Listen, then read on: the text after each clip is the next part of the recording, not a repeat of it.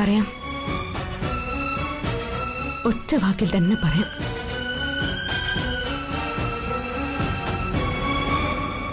ഞാൻ നിങ്ങളെ ഉപേക്ഷിക്കാൻ തീരുമാനിച്ചു.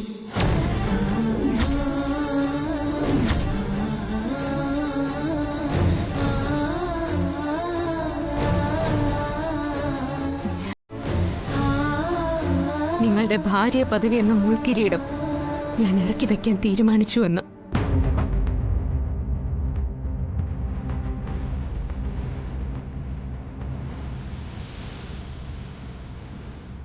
നമുക്ക് പിരിയാം ഹിറ്റ്ലറെ.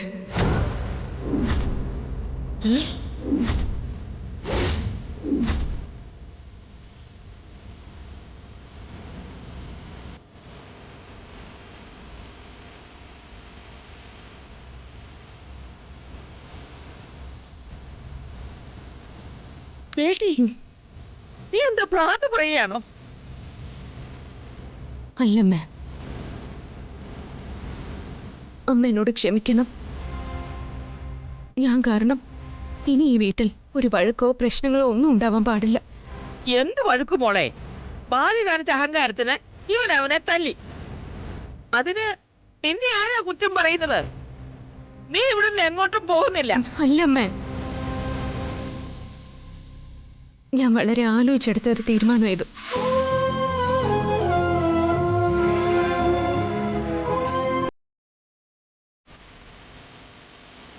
എന്നെ ഇവിടുന്ന് ഒഴിവാക്കാൻ വേണ്ടിയാണല്ലോ DK എൻ്റെ അനിയത്തിയുടെ കല്യാണം നടത്താൻ തീരുമാനിച്ചത്.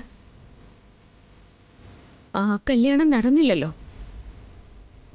അപ്പൊ പിന്നെ ആ വാക്ക് പാലിക്കേണ്ട കാര്യമൊന്നുമില്ല.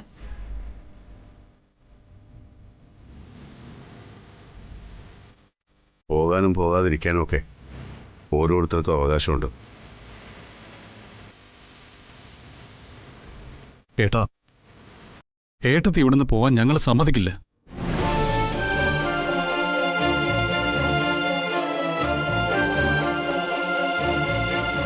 മോളെ, ഇവൻ നിന്റെ ഹസ്ബൻഡാ.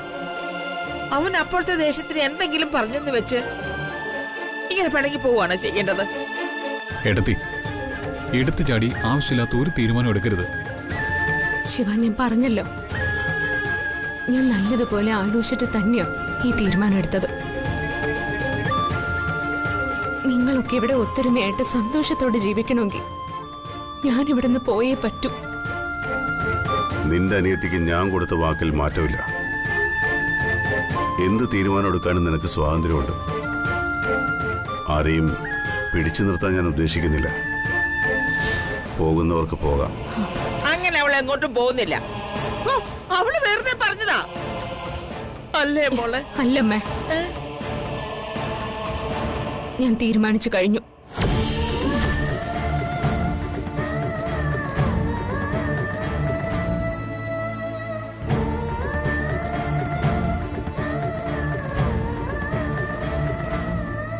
ഇല്ല, നിന്നെ ഞങ്ങൾ എങ്ങോട്ടും വിടില്ല.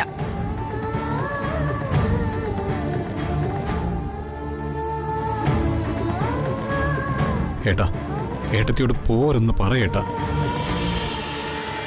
ശിവ, നിങ്ങളുടെ ആരുടെയും തെറ്റുകൊണ്ടല്ല, ഇതെന്റെ മാത്രം തീരുമാനമാണ്.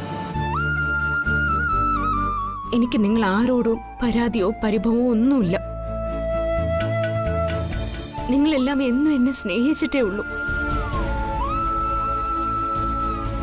അമ്മ തന്ന ധൈര്യവും സ്നേഹവും എന്നെ ഇത്രയും കാലം ഇവിടെ പിടിച്ചു നിർത്തിയത്. അമരാവതി പഴയതുപോലെ എന്നും സന്തോഷമായിട്ടിരിക്കാൻ ഞാൻ പോയേ പറ്റൂ.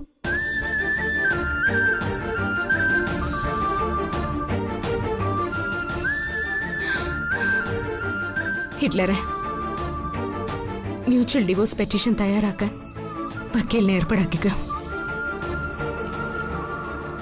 ഒപ്പിടാൻ ഞാൻ റെഡിയാ.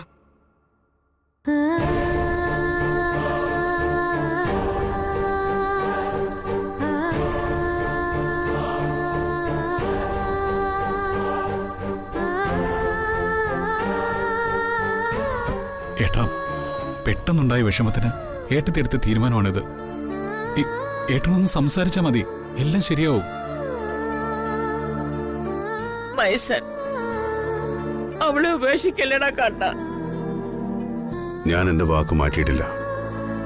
അവൾക്ക് ഇഷ്ടമുള്ള കാലം അത്രയും അവൾക്ക് ഇവിടെ താമസിക്കാം. പക്ഷെ അത് എന്ന് അവസാനിപ്പിക്കണമെന്ന് തീരുമാനിക്കേണ്ടത് അവളാ. ഇപ്പൊ അവള് തന്നെ എല്ലാം തീരുമാനിച്ച സ്ഥിതിക്ക് എനിക്കൊന്നും പറയാനില്ല.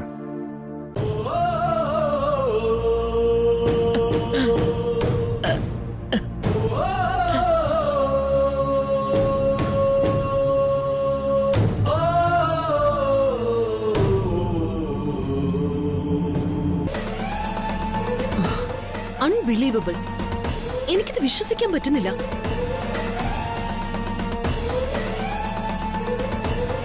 ഇത് അവളുടെ പുതിയ അടവാണെന്നാണ് എനിക്ക് തോന്നുന്നത്. എനിക്കും അങ്ങനെ തന്നെയാ മായച്ചി തോന്നുന്നത്. അവള് വേറെ എന്തോ മനസ്സിൽ കണ്ടിട്ടുണ്ട്. ഈ കാര്യത്തിൽ നിങ്ങൾ ജ്യോതിയെ സംശയിക്കണ്ട. ജ്യോതി കാരണമാണ് ഇവിടെ പ്രശ്നം ഉണ്ടാവുന്നത് എന്നാ DK പറഞ്ഞത്. അത് അവൾക്ക് ഫീൽ ചെയ്തിട്ടുണ്ടാവും. അപ്പൊ ബാലു അടികൊണ്ടത് വെറുതെ ആയില്ല. അവൾ ഈ വീട്ടിൽ നിന്ന് ഇറങ്ങിപ്പോയാ അതോടെ പഴയ സന്തോഷം എല്ലാം തിരിച്ചു വരും. ഏയ്, അങ്ങനെ അങ്ങ് തീർത്ത് വിശ്വസിക്കാൻ വരട്ടെ. ഇതിനു മുമ്പും പലതവണ ഇതുപോലെ നമ്മളെ പറ്റിച്ചിട്ടുണ്ട്. അവള് പറഞ്ഞത് സത്യമാണോ അല്ലയോ എന്ന് ഒന്നുകൂടി ഉറപ്പ് വരുത്തണം. അതിന് അവളോട് തന്നെ പോയി ചോദിക്കണം. അതിന് ആര് പോയി ചോദിക്കും? മായേച്ചി തന്നെ പോയി ചോദിക്കണം. മായേച്ചിയാ അതിന് പറ്റിയ ആള്.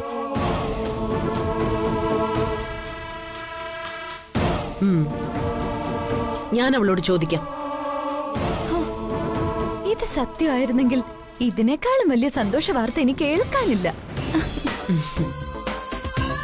ജ്യോതി ഇല്ലാത്ത അമരാവതി, മിസ്സസ് ഹിറ്റ്ലർ കൂടെ ഇല്ലാത്ത ഹിറ്റ്ലർ, അമരാവതിയുടെ മരുമകൾ പോയതോടെ ദുഃഖത്തിലായ അമ്മ. ഭാവിയിൽ അമരാവതിയിലെ ജീവിതം ഇങ്ങനെയൊക്കെ ആവും അല്ലേടി താരെ? പിന്നല്ലാതെ. പക്ഷേ അതിനേക്കാളും വലുതൊന്നുണ്ടല്ലോ. പഴയ പ്രതാപത്തോടെ മായച്ചയുടെ കയ്യില് പഴയ അധികാരം തിരിച്ചു വരുന്ന കാര്യം. എന്തായാലും ആദ്യം നമുക്ക് അവളോട് സംസാരിക്കാം. അതിനുശേഷം ബാക്കി തീരുമാനിക്കാം.